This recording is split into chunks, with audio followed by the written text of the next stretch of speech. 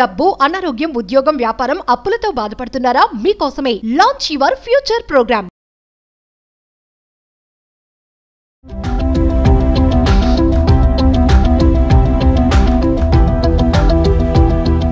నమస్తే, welcome back to Suman TV. Present మనతో పాటు ఉన్నారు అనలిస్ట్ మందర్ కృష్ణారెడ్డి గారు. నమస్తే సార్. నమస్తే అమ్మ. సార్, డ్రైవింగ్ లైసెన్స్ మరి 55 years 55 ఏళ్ల వయసు దాటిన వారికి, లైసెన్స్ ఉన్న వాళ్ళకి ఒక గుడ్ న్యూస్ అంటున్నారు. కొత్తగా రూల్స్ మారాయని చెప్పేసి కేంద్రం చెప్పడం జరుగుతుంది. ఒకసారి వివరాలకు వెళ్తే. సహజంగా మనకి ఇప్పుడున్న పరిస్థితుల్లో లైసెన్స్ జారీ చేసే విధానం ఎట్లా ఉందంటే, ఫస్ట్ లెర్నింగ్ లైసెన్స్తో ప్రారంభమవుతుంది. ఎవరైనా లైసెన్స్ తీసుకోదలుచుకున్న వాళ్ళకి కొత్తగా వస్తున్నటువంటి మోపెడ్ లాంటి వాటికి లైసెన్స్ లేకపోయినా నడపగలిగే అవకాశాలు కల్పించారు. స్కూటర్ కానీ అంటే గేర్ సిస్టమ్ ఉండేటువంటి దాంట్లో మాత్రం తప్పనిసరిగా లైసెన్స్ కావాలనేది ఉంది. కారులో అయితే ఎలాంటి దానికైనా గేర్ లేని దానికైనా సరే ఖచ్చితంగా లైసెన్స్ కావాలని ఉంది. హెవీ వెహికల్స్ లైసెన్స్ ఉండాల్సిందే కంపల్సరీగా. మళ్ళీ మనం విదేశాలకు వెళ్తే విదేశాల్లో కూడా ప్రత్యేకంగా లైసెన్స్ మళ్ళీ తీసుకోవాల్సింది. అక్కడ అప్లై చేసి లైసెన్స్ తీసుకోవాలి. ఈ లైసెన్స్ అయితే తీసుకొని అక్కడ చేస్తామంటే కాదు. ఇక్కడ ఇంటర్నేషనల్ లైసెన్స్ మనం అప్లై చేసుకుని తీసుకున్నా కూడా అక్కడికి వెళ్ళాక మళ్ళీ ఒకసారి వాళ్ళకి ఆ లైసెన్స్ చూపించి ఆ దేశంలో అది వ్యాలిడా కాదా తెలుసుకొని దాని ప్రకారం వాళ్ళు ఇంకోటి ఇచ్చే అవకాశాలు ఉన్నాయి. ఆ రకంగా ఉండడం వల్ల ఏం జరుగుతుందంటే, లైసెన్స్ బాగా పర్ఫెక్ట్గా ఉన్నట్టయితే ఎక్కువగా యాక్సిడెంట్స్ జరగవు అనేటువంటి ఒక మెయిన్ ఉద్దేశం. యాక్సిడెంట్ జరిగినప్పుడు డ్రైవ్ చేసేవాడికే కాదు, ఎదురుగా ఉండేటువంటి ప్రజలకు ఇబ్బంది కలిగే అవకాశం ఉండొచ్చు, పాదచారులకు ఇబ్బంది కలిగే అవకాశాలు ఉండొచ్చు, లేకపోతే ఎదురుగా వచ్చేటువంటి వాహనాలకి ఇబ్బంది కలగవచ్చు, కొంతమంది మరణించే అవకాశాలు కూడా ఉన్నాయి. ఇలాంటి యాక్సిడెంట్ కోకొల్లుగా జరుగుతున్నాయి.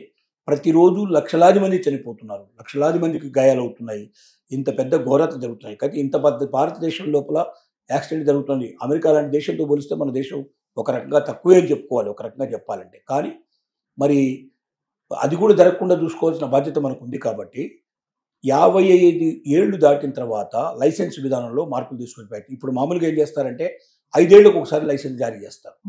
మామూలుగా మనకు ఇప్పుడు 55 లోపల ఉండే వాళ్ళకైతే ఇప్పటిదాకా అయితే ఎవరికైనా సరే ఏం చేస్తున్నారు, 5 ఏళ్ళకి లైసెన్స్ జారీ చేశారు, మళ్ళీ 5 ఏళ్ళకి కావాలంటే వెంటనే అప్లై చేసేసుకుంటే వాళ్ళు ఒక సర్టిఫికేట్ ఇచ్చేస్తే సరిపోతుంది. లేదా కొన్నిసార్లు సర్టిఫికేట్ లేకుండా కూడా మరొక 5 ఏళ్ళకి కంటిన్యూ చేసిస్తారు.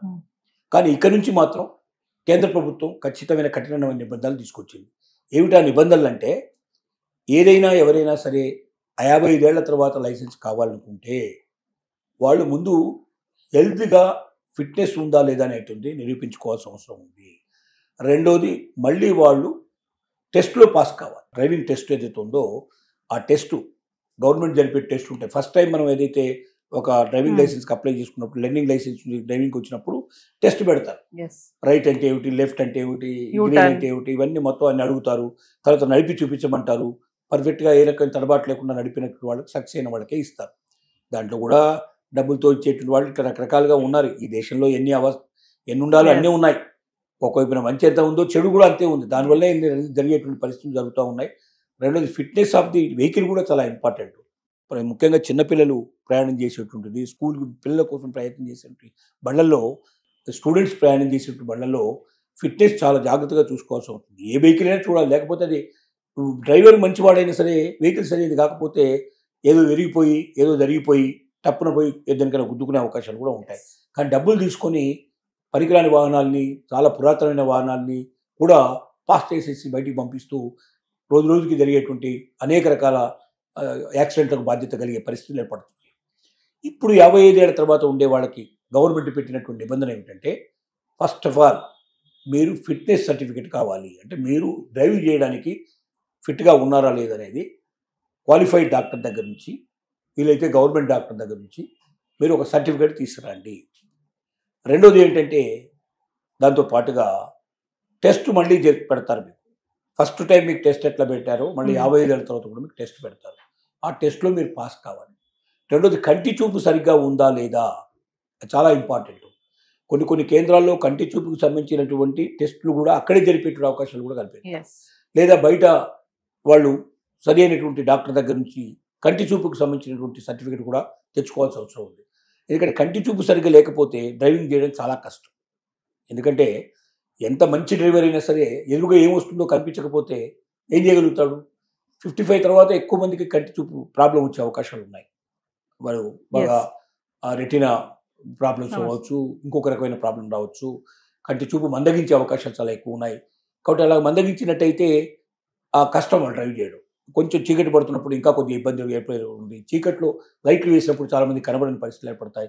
ఇలా రోజు రోజుకి యాక్సిడెంట్లు ఎక్కువైపోతాయి. ఎందుకు గవర్నమెంట్ ఇన్ని జాగ్రత్తలు తీసుకుంటుందంటే 55 నుంచి ఇక ఆ పైన ఎంత వయసు వచ్చిన కొద్దీ డ్రైవింగ్ లైసెన్స్ ఇవ్వాలంటే 5 ఏళ్లకు ఒకసారి ఇచ్చినా కూడా ఖచ్చితంగా టెస్ట్ చేయకుండా అతను 100% జాగ్రత్తగా డ్రైవ్ చేయగలుగుతున్న నమ్మకం ఏర్పడ్డప్పుడే ఇవ్వండి.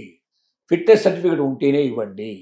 కంటి చూపు సరిగ్గా ఉంది అనేటువంటి నిర్ణయాత్మకమైనటువంటి చక్కటి సర్టిఫికేట్ అతనికి ఉంటేనే ఇవ్వండి. అంటే సార్ ఇక్కడ లైసెన్స్ రెన్యువల్ చేసుకోవాలంటారా? మళ్ళీ రెన్యువలే కదా. ప్రతిసారి మీరు మామూలు వాళ్ళు కూడా ఎవరైనా వయసులో ఉండేవాడు కూడా ఒకసారి మనకు లెర్నింగ్ లైసెన్స్ ఇచ్చినప్పుడు 5 ఏళ్లకే ఇస్తారు.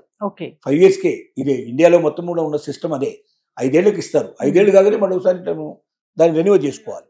చాలామంది అసలు ఈ రెన్యువల్ సంగతి తెలియకుండా లైసెన్స్ ఉందని జేబులో పెట్టుకొని తిరుగుతూ ఉంటారు. ఎవరైనా పట్టుకున్నప్పుడు చూసినప్పుడు దీని రెన్యువల్ టైం అయిపోయింది, మళ్ళీ మీరు రెన్యువల్ చేసుకోకపోతే లేదు, లేకపోతే మీరు నడపడానికి వీల్లేదు అని భారీగా ఫైన్ వేసే అవకాశాలు ఉన్నాయి. శిక్షలు పెనాల్టీలు కూడా ఉండే అవకాశాలు ఉంటాయి. అలాంటి వాళ్ళు ఏదైనా యాక్సిడెంట్ చేస్తే చాలా ఇంకా ఎక్కువ ఉంటాయి. వాళ్ళు న్యాయంగా నిజాయితీగా మంచి వెహికల్ పర్ఫెక్ట్గా నడిపినా కూడా డ్రైవింగ్ లైసెన్స్ ఇన్వాలిడ్ లైసెన్స్ నడిపినట్టయితే వాళ్ళకి శిక్షలు పెనాల్టీలు డెఫినెట్గా పడే అవకాశాలు ఉంటాయి. కాబట్టి మామూలు వాళ్ళు ఏమో ఏమి మళ్ళీ తిరిగి డ్రైవింగ్ టెస్ట్ ఏమి అవసరం లేకుండానే, వేరే ఫిట్నెస్ వాళ్ళకి సర్టిఫికెట్లు అవసరం లేకుండానే మామూలుగానే వాళ్ళు ఏం చేస్తారంటే లైసెన్స్కి అప్లై చేసుకోగానే దానికి సంబంధించిన పేపర్స్ ఉంటాయి. సెల్ఫ్ డిక్లరేషన్, నేను పర్ఫెక్ట్గా ఉన్నాను, నేను రన్ చేయగలను, నేను నడపగలను నమ్మకం ఉందని చెప్పి రాసి సంతకం పెట్టేసి ఇచ్చేస్తే వెంటనే డ్రైవింగ్ లైసెన్స్ ఇచ్చేస్తాం. దానికి ఏమి ఇబ్బంది లేదు. కానీ 55 దాటిన వాళ్ళకి మాత్రం ఇవన్నీ పెట్టారు. ఖచ్చితంగా ఈ నిబంధనలు ఉంటాయని. ఇంకోటి ఏం చేశారంటే ప్రతి ఒక్కరు కూడా డ్రైవింగ్ లైసెన్స్ ఉండే ఏ వ్యక్తి భారతదేశంలో ఉన్నా కూడా మీ ఫోన్ నెంబర్ మారినా, మీ ఆధార్ కార్డులో అడ్రస్ మార్పులైనా, ఇలాంటి మార్పుల్ని మీరు వెంటనే ఆధార్ కార్డులోకి వెళ్ళి ఆధార్ కార్డులో మీ అడ్రస్ చేంజ్ అయితే అడ్రస్ చేంజ్ చేసుకోండి. అలాగే మీ ఇంటి నెంబర్ చేంజ్ అయితే చేంజ్ చేసుకోండి. ఇది ఖచ్చితంగా అవసరం. ఎందుకంటే ఒక దగ్గర ఎక్కడైనా యాక్సిడెంట్ జరిగినట్టయితే వెంటనే ఇన్ఫర్మేషన్ ఇవ్వాల్సిన అవసరం ఉంటుంది. ఇన్ఫర్మేషన్ ఇవ్వాలంటే వాళ్ళ ఫోన్ నెంబర్ పర్ఫెక్ట్గా ఉండాలి, అలాగే వాళ్ళ అడ్రస్ పర్ఫెక్ట్గా ఉండాలి. పోయి అక్కడ వెతుక్కొని తీసుకురావాలి కదా. రెండోది ఎవడన్నా యాక్సిడెంట్ చేసి పారిపోతాడు, అలాంటి వాడి నెంబర్ దొరుకుతుంది అక్కడ. పట్టుకోవాలంటే ఆ అడ్రస్లో వాడు ఉండకపోతే పట్టుకోవడానికి అవకాశం ఉండదు. కాబట్టి వాళ్ళని ఎప్పుడైనా సరే చెక్ చేసినప్పుడు వాళ్ళ లైసెన్స్ లోపల అడ్రస్ మారిపోయినా, ఆధార్ కార్డులో ఉన్న అడ్రస్ దాంట్లో లేకపోయినా, లేక ఆధార్ కార్డులో కూడా అడ్రస్ ఏమైనా చేంజ్ చేసుకోకపోయినా, అలాగే ఫోన్ నెంబరు ఒకవేళ మారిపోయినా, ఆధార్ కార్డులో ఉన్న ఫోన్ నెంబర్ వాళ్ళ దగ్గర లేకపోయినా వాళ్ళు పట్టుకుంటారు. పట్టుకుని దానికి కూడా శిక్షలు పెనాల్టీలు వేసి అది చేంజ్ చేసేదాకా వాళ్ళ లైసెన్స్ టెంపరీగా సస్పెండ్ చేసే అవకాశాలు ఉన్నాయి.